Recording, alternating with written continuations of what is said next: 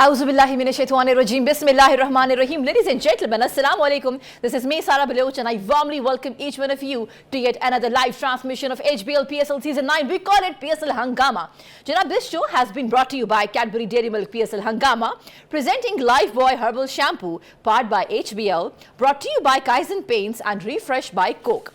जनाब बात हो PSL सीजन 9 की और उसमें हम मिस कर जाएं डेयरी मिल्क को, कुछ किसी मीठे के डिस्कशन को, तो ये तो मुमकिन ना हो पाएगा।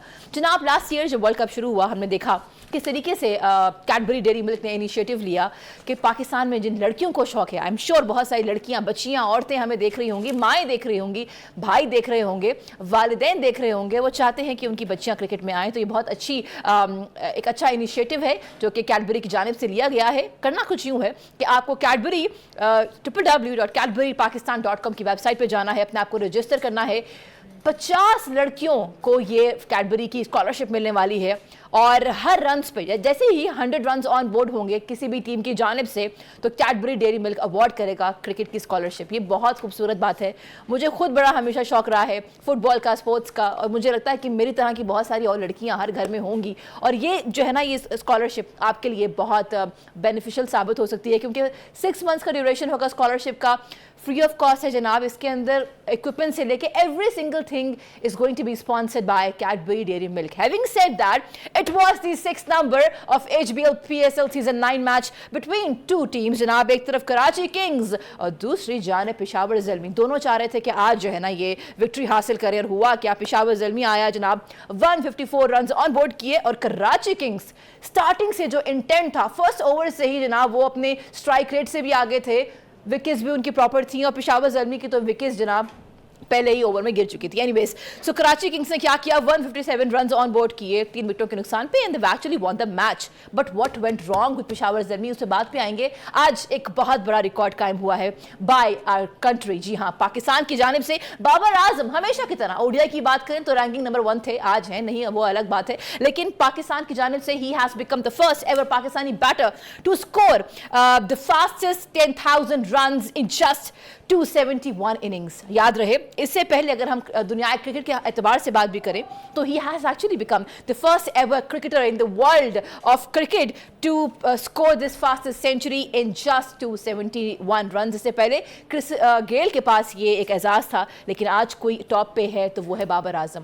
पाकिस्तान में भी शोएब मलिक इससे पहले रन्स काफ़ी ऑन बोर्ड कर चुके हैं, लेकिन ये जो फास्टेस्ट उनके 10,000 रन्स हैं, बहुत मुबारक हो आपको। बड़ा अच्छा लगता है अपने पाकिस्तान के बैटर के ऊपर बात करना, बॉलर के ऊपर बात करना, पर क्या ही होता अगर पेशावर ज़ल्मी आज ये जिम्मेदारी अपने ऊपर लेता कि बाबर के अलावा भी किसी ने आज खेलना है। आगे बढ़ते हैं, बहुत सारे क्वेश्चंस हैं हमारे शानदार पैनलिस्ट हमारे सामने। जहाँ बात हो रही बाबर आजम की फास्टेस्ट 10,000 रन्स की, वहाँ हम हमारी जो पाकिस्तान की टीम रह चुकी है उसके फॉर्मर कैप्टन, बैटिंग लाइनअप के जनाब बैकबोन रह चुके हैं, क्रिकेट की दुनिया के जीनियस है, वेलकम करते हैं सलीम मलिक साहब को। अस्सलाम वालेकुम sir, how are you doing? अस्सलाम वालेकुम सारा, कैसी हैं आप? आई एम ऑल वेल जनाब। और हम जब बात करेंगे बैटिंग की, वहाँ हम बॉलर को कैसे पीछे छोड़ सकते हैं जनाब।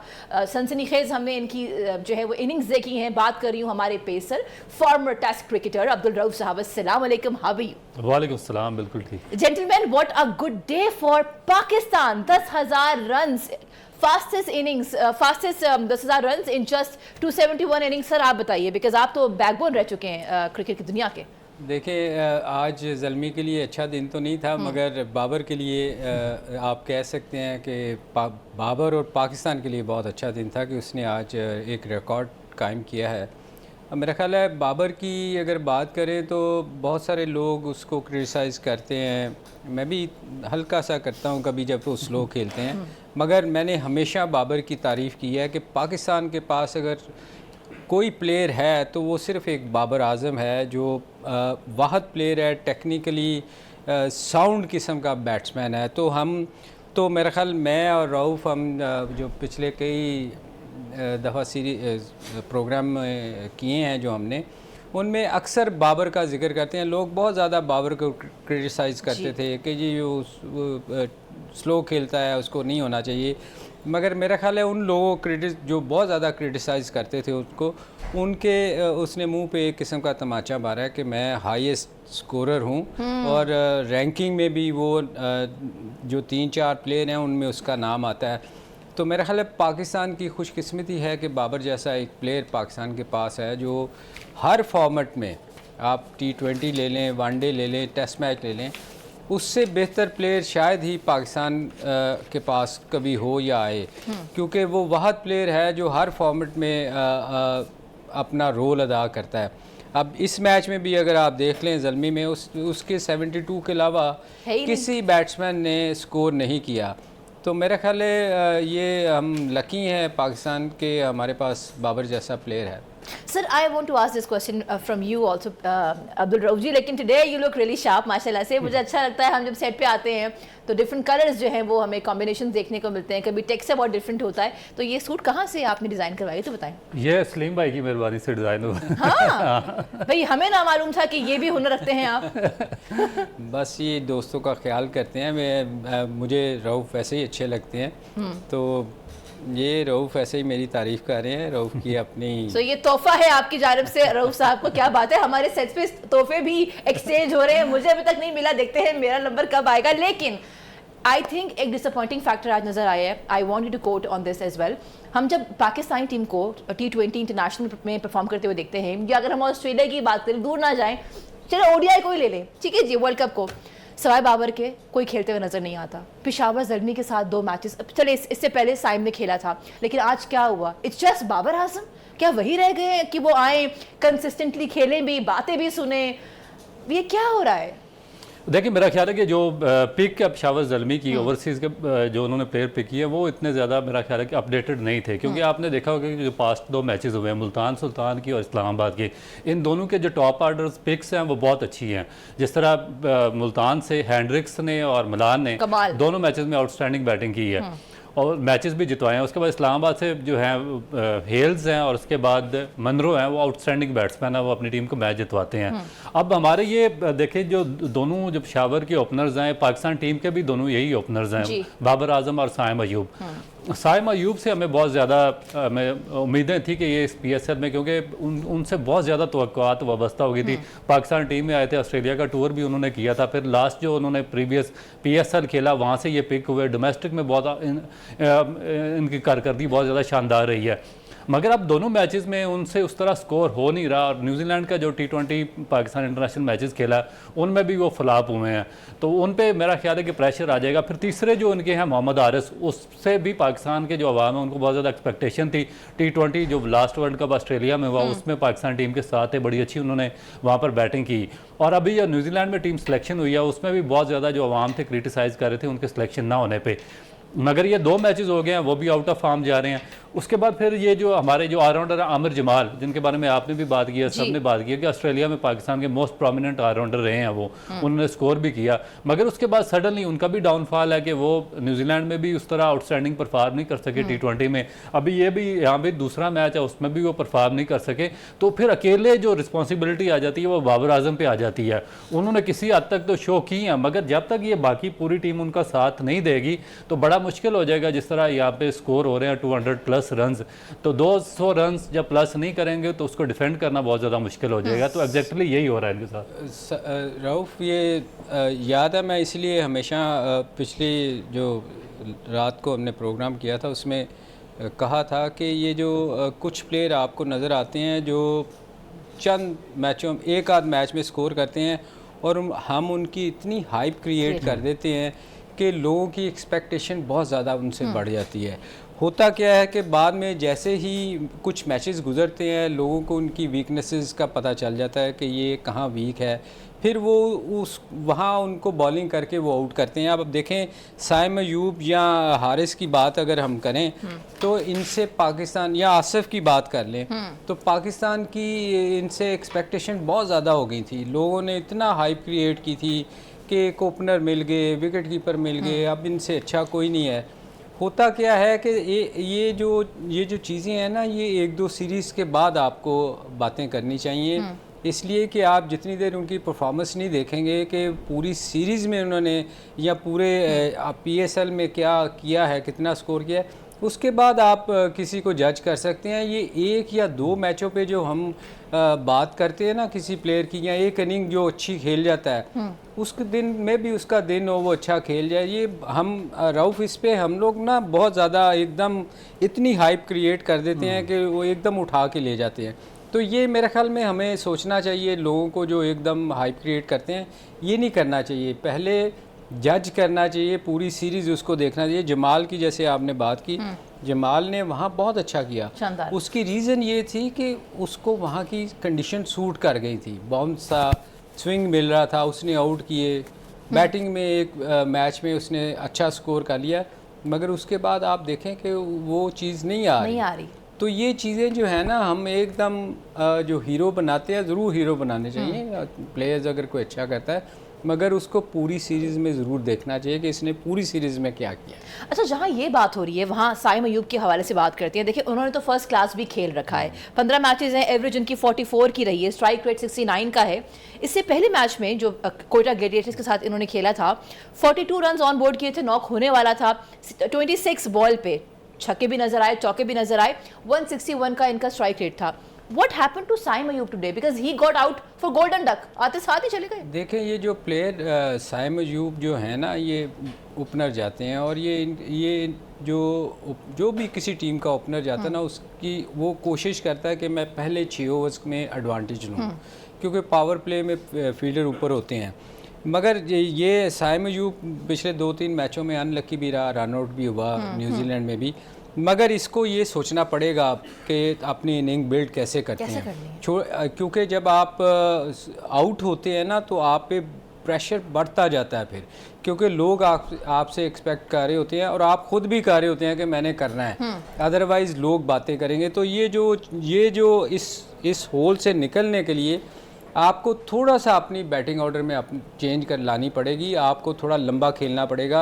आप मतलब आप इनिंग बिल्ड करें ना, आप जाके जो आपकी शॉटें हैं उनको महदूद करना पड़ेगा, ताकि आप पहले अपने 20-25 स्कोर करें, उसके बाद फिर अपनी इनिंग जो आप खेलते हैं तेज़ खेलते हैं, क्योंकि ये बच्चा आके बहुत पहले वो बॉल से ही तेज़ खेलने की कोशिश करता है। तो जब आपकी स्कोर नहीं हो रहा होता तो आप अपने आप ऊपर प्रेशर बिल्ड करते जाते हैं। तो ये बजाय कि आप बाहर हो जाएं, आपको चाहिए कि सीखना चाहिए इन चीज़ों से कि आपने इससे कैसे निकलना है। उससे निकलने का तरीका ये है कि आके अपनी इनिंग बिल्ड करें, 20-25 स्कोर करें, उसके बाद लोग क्रिटिसाइज ज़रूर करेंगे कि स्लो खेला है, जैसे बाबर को करते थे कि बहुत ज़्यादा लोग मगर आप देखें कि सबसे ज़्यादा स्कोर करने वाला भी बाबर ही है, और कंसिस्टेंसी भी उनकी रही तो ये साइम को उससे सीखना चाहिए। ठीक है सर, हम ये बात समझ में आ गई है कि जी you have to stay on the crease, ये नहीं आते साथ जो है वो आप शॉट्स लगाना शुरू कर दें। आई होप कि नेक्स्ट मैच में साइम अयूब इससे बेहतर परफॉर्म करे।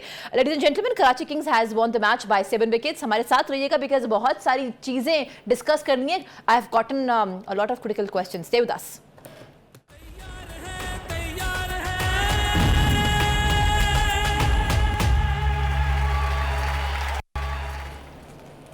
Welcome back, G. You've been watching the special transmission of HBL PSL Season 9. We call it PSL हंगामा। और हम अब देख रहे थे कि किस तरीके से टॉस जीतकर शाहीन ने फैसला किया है कि हम बल्लेबाजी करेंगे पहले। With me, I've gotten our शानदार पैनलिस्ट। पूछते हैं उनसे कि जो फैसला किया है बैटिंग करने का, क्या ये बेहतर लगता है? सर, आपसे शुरू करते हैं। देखें सारा, मुझे तो इसका डिसीजन अच्छा नहीं लग रहा, क्योंकि ये बैंक कर रहा है अपनी बॉलिंग पे, और पिछले दो मैच जो हारे हैं इनकी बॉलिंग ही इनका साथ नहीं दे रही। जो हम बार बार कह रहे हैं कि हारिस और जितने भी बॉलर इनके हैं, आज इन्होंने शायद चेंज किया है, फयाज की जगह लिंडे को डाला है। मगर मुझे एक बात नहीं समझ आ रही कि पिछले मैच में इन्होंने ब्रेथवेट को किस लिए खिलाया था। वो अक्सर टीम में महल्ले की टीमें होती हैं ना, तो उसमें एक रेलू कट्टा होता है जो पैसे डालता है कि मैं खेलूँगा ही खेलूँगा। तो ब्रेथवेट तो ऑलराउंडर था, उसको एक बॉल भी नहीं करवाया गया। तो ये मेरी समझ से बाहर है कि लाहौर कलंदर ये क्या कर रहा है कि प्रॉपर टीम जो होनी चाहिए ना, कम्बिनेशन जो हम बार बार कहते हैं कि कम्बिनेशन होना चाहिए, वो मुझे नज़र नहीं आ रहा। लिंडे नो डाउट एक अच्छी चेंज है उनकी, कि क्योंकि इनके पास स्पिन में लैग कर रहे थे तो वो उसकी, मगर ब्रेथवेट की जगह मुझे समझ नहीं आ रही कि ये देखें ना वो स्कोर कर रहा है। पिछले कई मैचों में हमने देखा है मुख्तलिफ लीग्स में देखा है, वहाँ फिर भी उनसे थोड़े से ओवर्स करवा लिए जाते थे, मगर इसमें तो उन्होंने उसको ना बॉलिंग करवाई है, बैटिंग तो वो वैसे ही नहीं करता। और प्लस सेकंड बात ये है कि ड्यू फैक्टर जो है उसका फ़ायदा उठाना चाहिए। लाहौर को ये चीज़ बात समझ आ जानी चाहिए कि सेकंड इनिंग में ड्यू फैक्टर आता ही आता है, जो मर्ज़ी आप कर लें। तो ये उन्होंने उनका डिसीजन हर दफ़ा ये बैटिंग टॉस जीत के बैटिंग करने का, मेरा ख्याल है उनके जो थिंक टैंक है उनको ये सोचना चाहिए कि हमारी जो चीज़ें वीक है, जो स्ट्रेंथ है, उसका फ़ायदा लेना चाहिए ना। तो ये अपनी ख़ुद ही मौका दे रहे हैं दूसरी टीम को कि वो फ़ायदा उठाएं हमसे। तो मेरा ख्याल ये थोड़ा सा गलती कर लें। तो रऊफ साहब को लगता है कि बैटिंग पहले नहीं होनी चाहिए थी। ऑफ कोर्स इस बार लाहौर कलंदर्स वैसी प्रॉमिसिंग लग भी नहीं रही, कॉम्बिनेशंस के मसले हैं, बॉलिंग यूनिट का एक मेजर मसला है। आई होप कि आज हारिस रन्स ना कंसीड करें और विकेट्स अपने नाम करें। Having said that, let's have a quick look on the point table जनाब। Multan Sultan is on the first number जनाब, 2 मैचेस खेले, दोनों ही जीते, नेट रन रेट है 1.435। हम अगर बात करें पॉइंट टेबल के एतबार से, then we have gotten Quetta Gladiators, 2 match खेले, दोनों ही जीते और जनाब 0.635 इनका नेट रन रेट है। इस्लामाबाद जनाब नंबर 3 पे, देन नंबर 4 पे कराची किंग्स, नंबर 5 पे Lahore Qalandars and then we have gotten Peshawar Zalmi bottom पे। सो इस वक्त 2 टीम्स जो हैं बहुत ही प्रॉमिसिंग लग रही है, एक मुल्तान सुल्तान और एक क्वेटा ग्लैडिएटर्स। इस बार ये दोनों, मुल्तान सुल्तान की अगर हम बात करें हमेशा इंटेंट नजर आता है, लेकिन क्वेटा ग्लैडिएटर्स में जो तब्दीली आई है, जो इंटेंट है, चाहे बॉलिंग को देखें चाहे हम बैटिंग को देखें, I mean they are spot on. But sir ये सवाल मैं आपसे पूछती हूँ, ये जो अभी हमने किया है टॉस जीतकर बल्लेबाजी का फैसला, what do you think was the wise decision by captain Shaheen Shah Afridi? देखिए मेरा ख्याल है कि बिल्कुल भी वाइज डिसीजन नहीं है, क्योंकि आपको जो सिचुएशन रियलिटीज़ हैं उनके मुताबिक आपको फैसला करना चाहिए। आप देखें कि कुदरत का जो सिस्टम है उसके खिलाफ जा नहीं सकते, ना आप लड़ सकते हैं। आप जब ड्यू फैक्टर इन्वॉल्व होता है तो उसके बाद आपके जो स्पिनर्स होते हैं वो बिल्कुल बेकार हो जाते हैं। तो आप फिर किस बेस पर, मेरा नहीं ख्याल कि उन्होंने पहले सेकेंड बॉलिंग चूज़ की है, क्योंकि विंटर का एंड है और जो जितने भी ये हमारा लाहौर है या जनूबी पंजाब मुल्तान में चले जाएँ तो वहाँ पर ड्यू फैक्टर बहुत ज़्यादा इन्वॉल्व होता है और वो स्पिनर्स ये बहुत ज़्यादा हर्डल क्रिएट करता है सेकंड बॉलिंग में।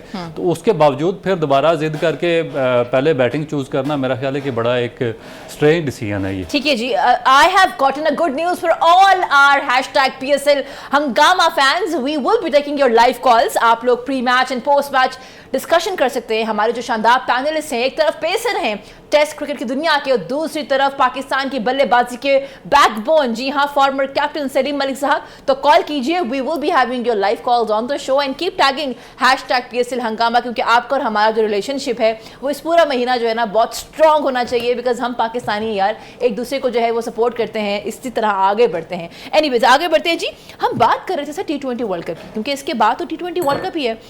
अगर हम बल्लेबाजी के एतबार से बात करें, कुछ टैलेंट ऐसा है जिसमें से शायद हमें कोई T20 वर्ल्ड कप के स्क्वाड में नजर आए, प्लेइंग 11 में नजर आए।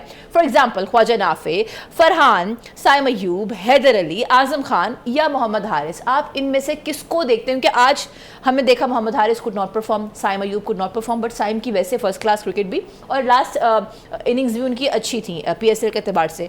इनमें से कौन सा आपको लग रहा है T20 वर्ल्ड कप में जाते हुए?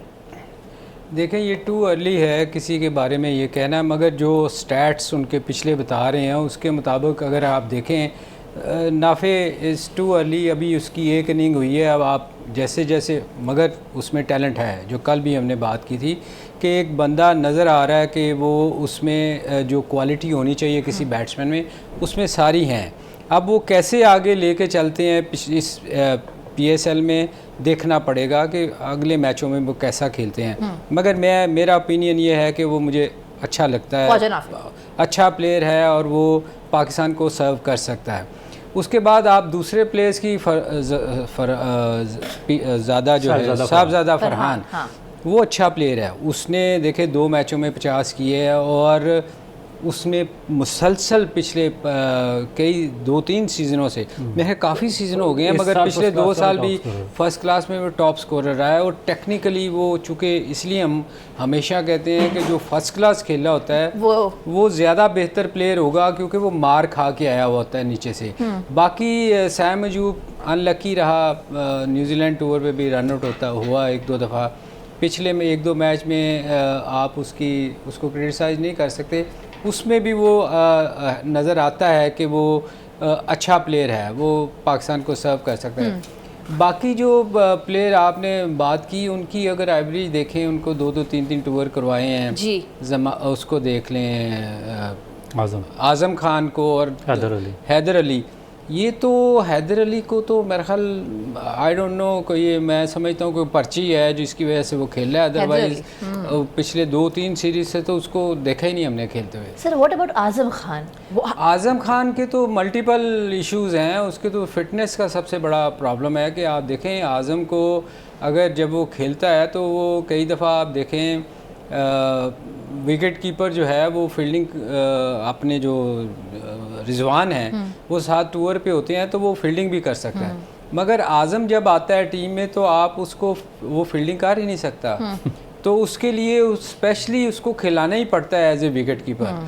तो उसकी अगर एवरेज भी अगर आप देखें इंटरनेशनल, मैं लीग की बात नहीं कर रहा, इंटरनेशनल जो मैचेस हैं तो उसकी 2 या 4 की एवरेज है जितने भी उसने मैचेस खेले हैं। तो मेरा नहीं ख्याल कि उसको इनको कंसीडर करना चाहिए वर्ल्ड कप के लिए। ये मेरा ख्याल है ज़्यादती होएगी किसी भी यंगस्टर के लिए कि एक बंदा परफॉर्म नहीं कर रहा और आप उसको सेलेक्ट करें। अच्छा जी, हमारे साथ दोस्तों एक कॉलर मौजूद हैं, देखते हैं कि हमारे पैनलिस्ट से क्या सवाल करते हैं। Okay, we had a caller लेकिन वो ड्रॉप हो गए हैं। हैविंग सेड दैट, आज जब मैं मैच देख रही थी तो कमेंटेटर्स ने भी ये बात बड़ी प्रोमिनेंट तरीके से, बहुत they were very loud and blunt कि देखिए जी, जब आपने फर्स्ट क्लास क्रिकेट खेली होती है तो आपको मोहम्मद अली और मीर हमजा जैसा प्रोडक्ट मिलता है। आज वो नजर आया है हमें, उनकी फॉर्म में, वो रिदम में थे, उनकी लाइन लेंथ सही थी। And with this, ladies and gentlemen, I have to move towards a short commercial break. वापस आते हैं, डिस्कस करेंगे PSL सीजन 9 को।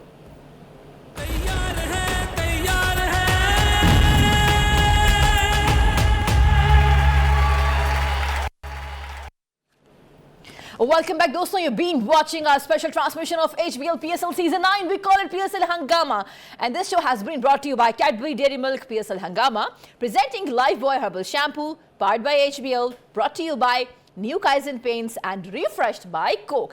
अच्छा जी, we were discussing about the bowling unit of Karachi Kings और आज हमने देखा कि मीर हमजा एंड हसन अली जनाब 3 विकेट्स हासिल की हैं। इकॉनमी अगर हम बात करें मीर हमजा की 7 रही है, हसन अली की 7.82 रही है। जी पेसर हमारे साथ मौजूद हैं। I want you to comment on their innings.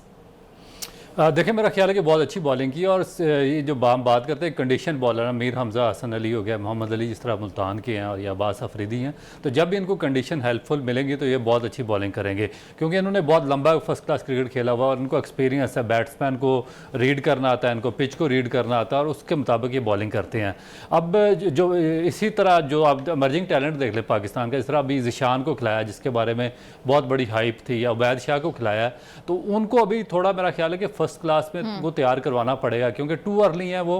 Conditions ज़रूर हेल्पफुल हैं सीमर्स के लिए, क्योंकि ओवरकास्ट कंडीशंस होती हैं और उसके बाद आपका मॉइस्चर होता है पिच में, मगर उसको यूटिलाइज़ नहीं कर सकते क्योंकि उनकी जो लेंथ है वो आइडियल नहीं है, इन कंडीशंस के हिसाब से सूटेबल नहीं है। इसी वजह से आज देखें कि 4 ओवर में 48 रन हो गए उसको, ज़िशान को उबैद एक मैच में 1 ओवर करवाया, दूसरे मैच में 2 ओवर किया। मगर दूसरी तरफ अगर ये जो सीजनल बॉलर हैं जिसमें मोहम्मद अली या पिछले 2-3 साल के टॉप विकेट टेकर हैं फर्स्ट क्लास के, मीर हमजा पिछले 5-6 साल से पाकिस्तान के मोस्ट प्रोमिनेंट बॉलर हैं, तो इनकी जो बॉलिंग है वो बेहतर से बेहतर होती जा रही है। तो मेरा ख्याल है कि यही ज़रूरी चीज़ है कि फर्स्ट क्लास क्रिकेट में डाला जाए हमारे यंगस्टर्स को। इसकी रीज़न और भी ये जो आप बात कर रहे हैं ना, देखें फर्स्ट क्लास का हम क्यों बार बार जिक्र करते हैं, मोहम्मद अली या वो मीर हमजा वो इसलिए अच्छी बॉलिंग कर रहे हैं क्योंकि उन्होंने इतनी बॉलिंग की है, उनको पता है कि कंडीशन से कैसे फ़ायदा उठाना है।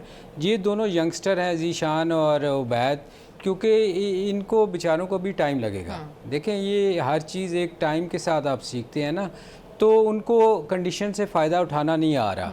और ये दो जो बॉलर हैं वो मोहम्मद अली और हमज़ा, ये एक्सपीरियंस बॉलर हैं, और मगर इनका आपको पता चलेगा जैसे ये कराची जाएंगे फिर आपको पता पिच चेंज होएगी, वहाँ की कंडीशन ड्राई होएगी, फिर आपको उबैद शाह और मीर हमज़ा और उनमें कोई फ़र्क ख़ास नज़र नहीं आएगा, क्योंकि वहाँ स्विंग नहीं होगी, वहाँ एक्सपीरियंस काउंट होएगा।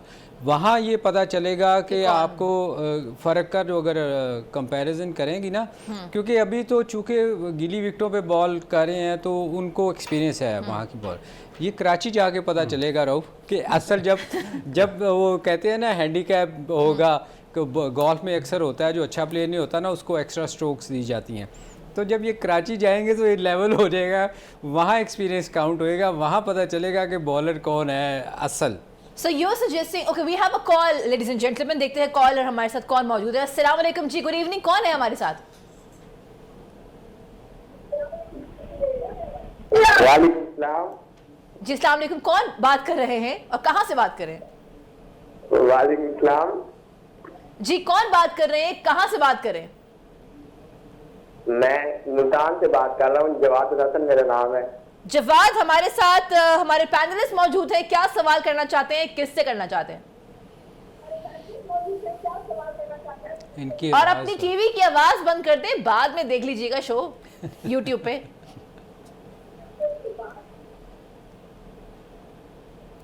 मेरा आपसे एक सवाल है बड़ा। जी जी कीजिए, सवाल कीजिए। आप किस टीम को सपोर्ट कर रही हैं?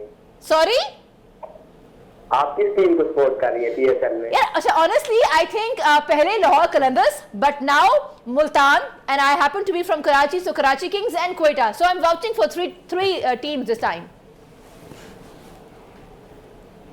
अच्छा जी, मैं तो मुझसे पूछा गया कि मैं किसको सपोर्ट कर रही हूँ। देखिए अब कराची से हैं हम, तो हम उनको तो करेंगे सपोर्ट, लेकिन इस बार कराची खेल भी अच्छा रही है, सेकंड मैच तो अच्छा खेला है। चलिए जी सर, अब एक सवाल आया, वो ये जो हाइट है मोहम्मद ज़ीशान की 6 फीट 7 इंचेस के है, हाइट कोई इम्पैक्ट लेके आती है आपकी बॉलिंग में? कोई वो आज बहुत एक्सपेंसिव रहे हैं, ऐसे आपने डिस्कशन किया पहले, इकॉनमी 12 रहा, रन 48 उन्होंने कंसीड किए, तो क्या हाइट से कोई फ़र्क पड़ता है? बिकॉज माशाल्लाह आप भी 6 फीट 3 इंचेस।